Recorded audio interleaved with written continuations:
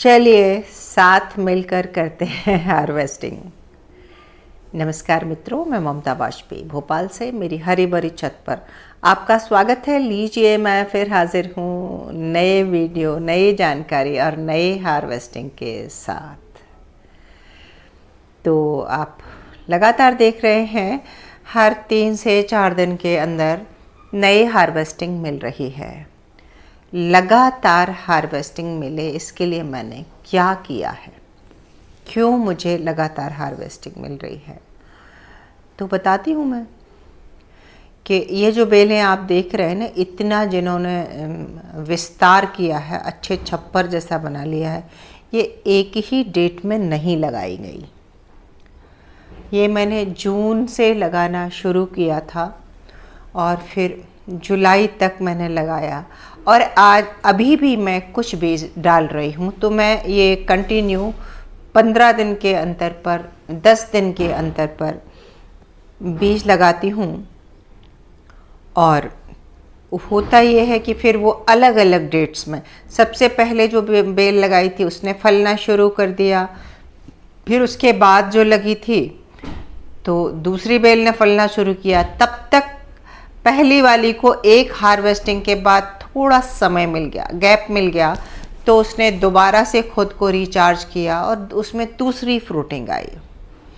तो ऐसे मेरी आप देखिए चारों तरफ बेलें ही बेलें हैं जो अलग अलग डेट्स में लगी हैं, और इसलिए मुझे हर 4 से 5 दिन में सब्जी मिलती है। तो अभी बरसात के दिनों में मैंने क्या किया है कि दोनों छत के दोनों कोनों पर मैंने देखिए बैगन एक तरफ लगाए हैं, इसके अलावा कुंदरू है एक ड्रम में, बाकी सब में कद्दू, लौकी, तोरे, गिलकी यही हैं। तो ज़्यादा बेलें लें, ज़्यादा कंटेनर लें और उन्हें 10-10, 15-15 दिन के गैप पर आप लगाएंगे तो आपको लगातार सब्जी मिलेगी। अब जब ये जो सबसे पहले लगाई थी वो धीरे धीरे ख़त्म होने लगेगी, क्योंकि हमारे यहाँ बहुत बरसात हो रही है अभी, तो उससे बेलें ख़राब भी हो रही हैं। लेकिन बस ऊपर वाले की मेहरबानी है कि कुछ बेलें अच्छी चल रही हैं, थोड़ी ख़राब भी हो रही हैं, लेकिन मुझे जितनी एक परिवार के लिए सब्जी चाहिए वो मिल रही है। तो बस इसी संतुलन की मैं आपको बात कर रही हूँ कि आपको सब्जियाँ मिलती रहें, भले ही कुछ बेलें ख़राब गई हैं और लगाई ज़्यादा हैं, तो कुछ ख़राब होने का भी मुझ पे मेरी हार्वेस्टिंग पर असर नहीं पड़ा है। तो सर्दियों की सब्जियों की मैंने तैयारी शुरू कर दी है और उसका वीडियो मैंने अभी अपलोड किया है, जिसमें किस तरह बीज लगाएं और किस तरह मिट्टी बनाएं, वो अगर आपने नहीं देखा है तो आप देख लीजिएगा। तो ये बता मैं इसलिए रही हूँ कि अब सर्दियों में भी यही करूँगी कि मैंने अभी जो बीज लगाए हैं वो बहुत थोड़े लगाए हैं, तो एक साथ सर्दियों की सब्जियां भी नहीं लगाऊंगी। जैसे फूल गोभी, पत्ता गोभी, ब्रोकली, ये सब एक एक ड्रम में लगा दूंगी। एक ड्रम में मैं 6 पेड़ लगाती हूँ, तो 6 फूल गोभी, 6 पत्ता गोभी, 6 ब्रोकली ऐसे लगाऊंगी। फिर 10 से 12 दिन के अंतर पर फिर लगाऊंगी।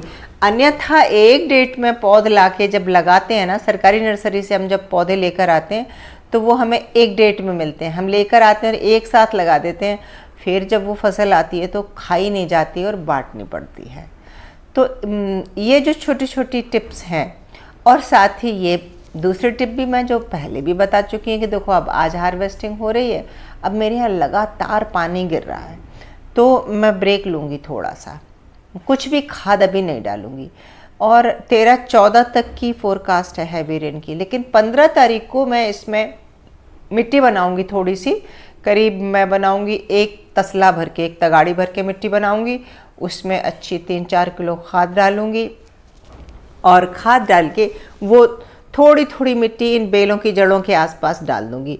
तो ये ब्रेक पे तो जाएंगी, कम से कम 8 दिन का ब्रेक तो ये लेंगी, 10 दिन का भी ले सकती हैं। बहुत जल्दी दोबारा फ्रूटिंग बेल नहीं देती, ये मैं बिल्कुल सच बात बता रही हूँ। तो जब ये मिट्टी ऊपर से डालूंगी तो इनके पोषक तत्व घुल के नीचे जाएंगे, तब तक बेल फिर से रिचार्ज होगी, उसमें नई ग्रोथ भी होगी। तो नई फ्रूटिंग के लिए नई ग्रोथ भी चाहिए, पुरानी ग्रोथ में कभी कोई नई फ्रूटिंग आती ही नहीं है। सो ग्रोथ के लिए 8 दिन तो चाहिए ना कम से कम, तो वो अच्छी ग्रोथ हो ऐसा खाद आप डालें जिसमें ग्रोथ बूस्टर हो। तो यदि आप लेड़ी की खाद, गोबर की खाद, वर्मी कंपोस्ट डालते हैं तो गोबर की खाद तो बहुत ही अच्छी ग्रोथ बूस्टर है। अभी तक मैंने कभी कोई ऐसे बाहर से लाके खाद ज़्यादा इस्तेमाल किए नहीं हैं, जैसे कि आपके सीवीड और जाइम। हालांकि इस बार मैं कुछ कुछ ख़रीद के लाई हूँ, अब सर्दियों की सब्जियों में यूज़ करूँगी तब मैं आपको बताऊँगी। अभी तक का तो ये है, इतने सालों से मैं कर रही हूँ, सीवीड भी मैं पहली बार ख़रीद के लाई हूँ अभी। तो मेरे लिए ग्रोथ बूस्टर का काम करता है गोबर की खाद और बकरी की मेमने की खाद।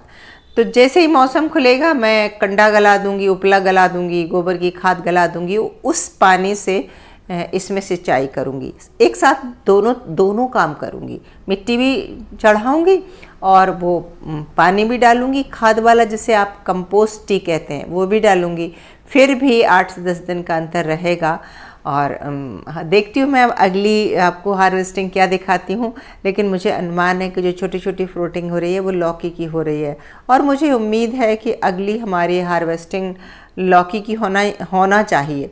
और तोरी तो खैर लगातार निकल ही रही है, और जो लौकी होती है वो तो एक तोड़ लो तो सब्ज़ी अच्छी बन जाती है। तो अगर लगातार निकलती भी है तो हम कोशिश करते हैं कि 1-2 दिन के गैप पर लगाएं। और देखिए पत्ते पीले पड़ रहे हैं, ये कुंदरू है। तो कारण वही है कि अधिक बरसात जो है ना पौधों को नुकसान करती है।